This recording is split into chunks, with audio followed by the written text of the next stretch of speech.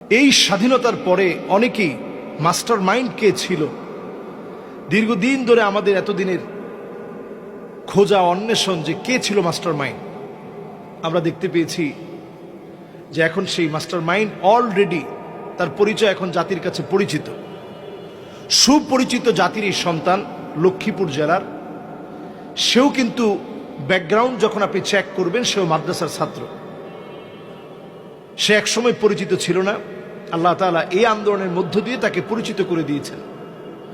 সমন্বয়ক যারা ছিল প্রত্যেকেই তার চিন্তা থেকে এই বৈষম্য বিরোধী ছাত্র আন্দোলনে ভূমিকা রেখেছে।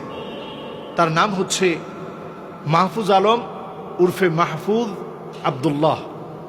তাকে এতদিন ধরে খুঁজছে আমাদের দেশের প্রশাসন, সবাই কিন্তু শুধু একটা নাম, এই মাহফুজ আব্দুল্লাহকে এতদিন ধরে খুঁজছে। তার পড়াশোনাটা এত স্ট্রং ছিল, ঢাকা বিশ্ববিদ্যালয়ের আইন বিভাগের ছাত্র ছিল সে, আইন বিভাগের ছাত্র ছিল সে।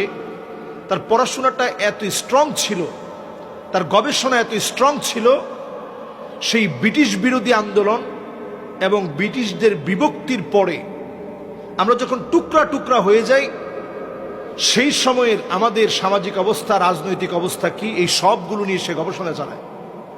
এবং তার এই গবেষণার ফলে রাজনৈতিক কূটকৌশল কখন কিভাবে পরিবর্তন হয়, এগুলো সব বিষয় সম্পর্কে তার জানা ছিল।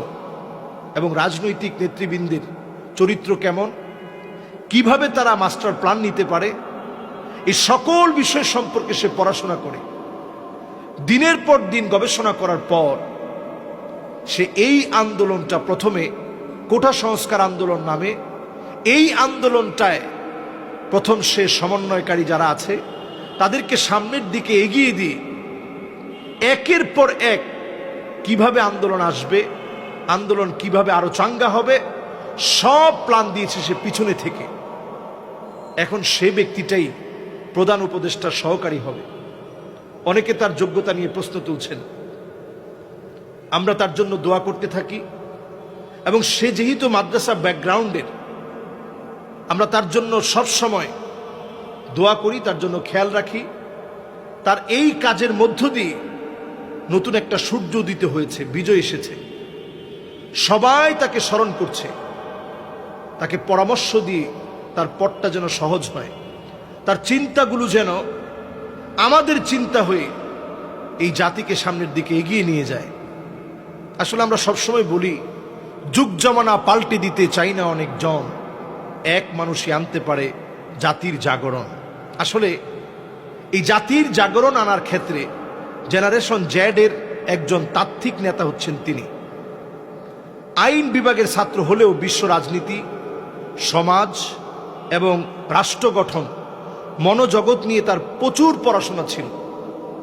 এবং এই পড়াশোনাগুলোর কারণেই কিভাবে এই জাতিকে নেতৃত্ব দিতে হবে, দীর্ঘদিন জুলুমের পরে উত্তরণের পথ আল্লাহ রাব্বুল আলামিনই দিয়েছেন। ওয়া মাকারু ওয়া মাকারাল্লাহ ওয়াল্লাহু খায়রুল মাকিরিন। তারা দীর্ঘদিন চক্রান্ত করেছে, সেই চক্রান্তের পর আল্লাহ তাআলাই বিজয় দিয়েছেন। তবে সে বিজয় কখনো কখনো এমন ভাবে আসে, একজন মানুষের মাথার চিন্তা থেকে একটা বিজয় আসতে পারে। এটা আজকে নতুন তা না।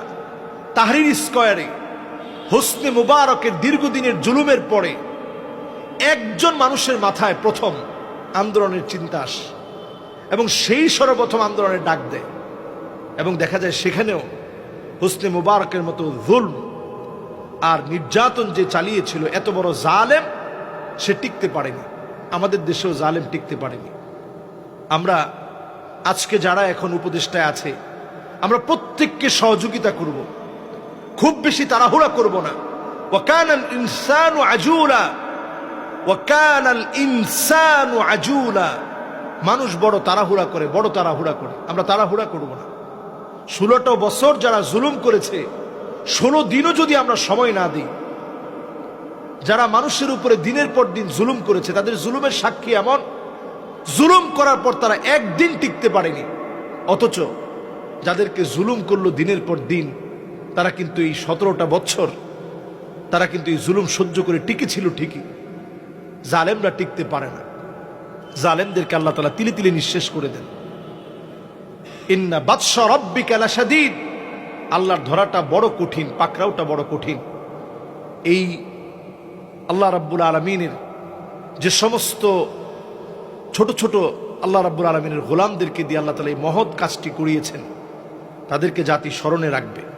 এজন্য আমরা কোনো সমালোচনা করব না, আমরা তাদের সঙ্গী হব, তাদের সঙ্গী হব, তাদেরকে সহযোগিতা করব, তাদের পাশে দাঁড়ানোর চেষ্টা করব, এবং আমরা তাড়াহুড়া করব না। আসসালামু আলাইকুম ওয়া রাহমাতুল্লাহি ওয়া বারাকাতুহু।